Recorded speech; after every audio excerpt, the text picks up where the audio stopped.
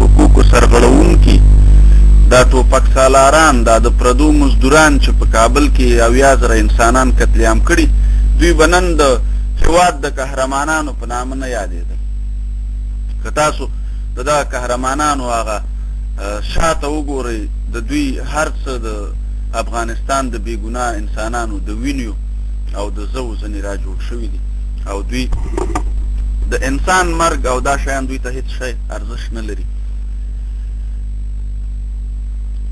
بعضې وروڼه یې چې لکه کوېسچن ټایم ورور خبرې ما واورېدې، ویل چې موږ یا فیزا ماته دلته خبرې وکړې چې په افغانستان کې دا ستونزې نشته دی.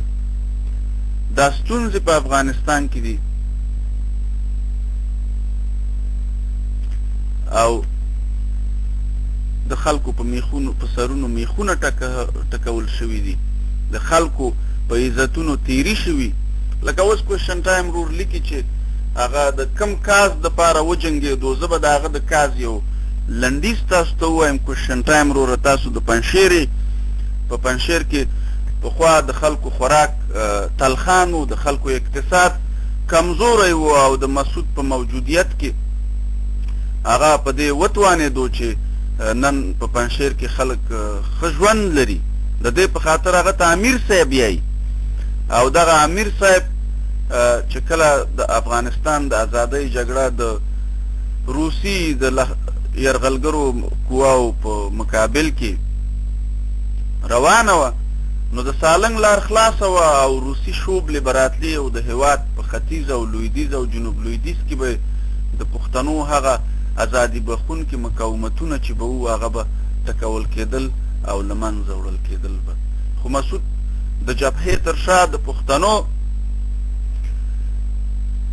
د له منځه وړلو لپاره د خپلو ایراني یا همجبو بادارانو په مرسته، او یا د خپلو غربي او روسي مشرانو په مرسته د پښتنو دغه ازادي بخونکي نهضتونه چې د روسي یرغل په مقابل کې را پاڅېدلي وو، دا ټکول.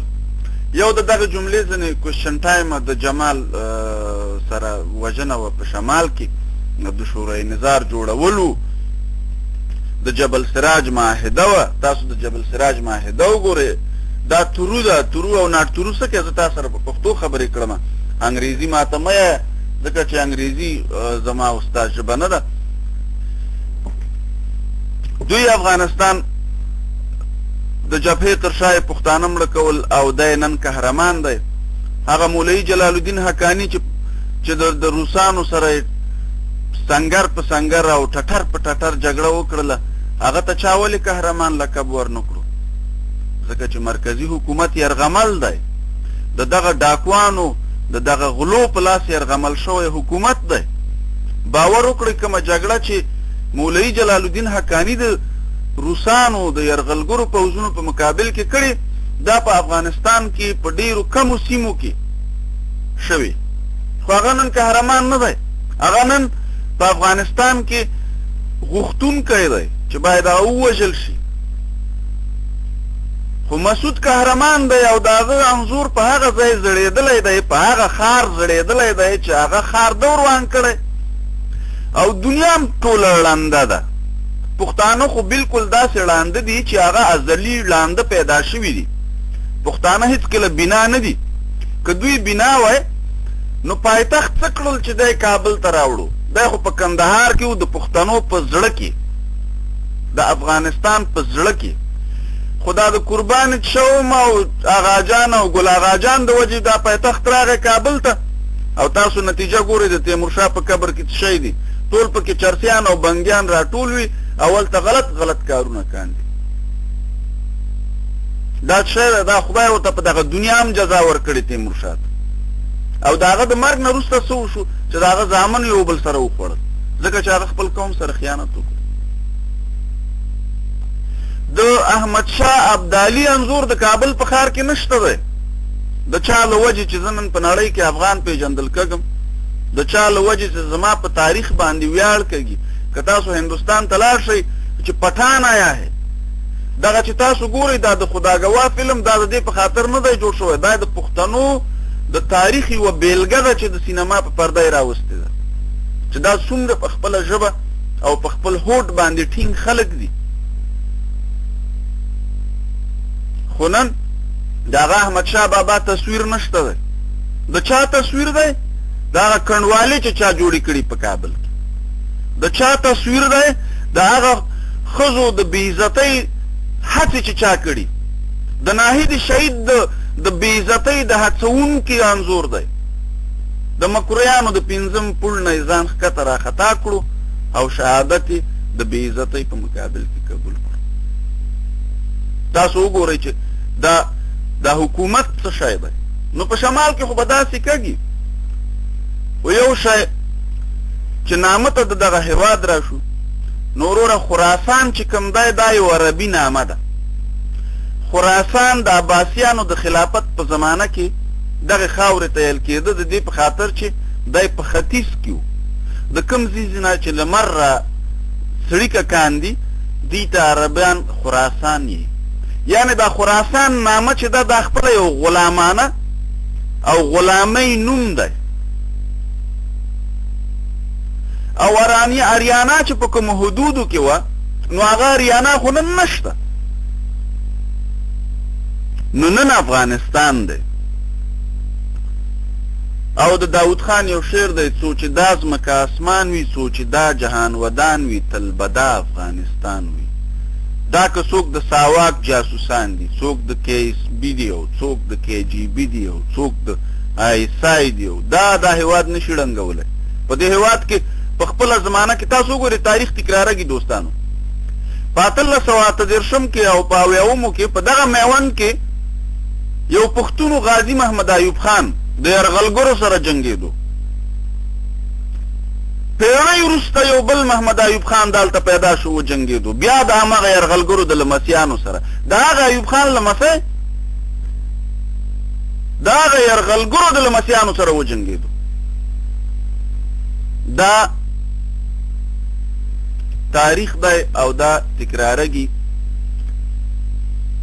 او دا شته دی زموږ په هېواد کې. دا بچیان دا قهرمانان په دې هېواد کې شته دی.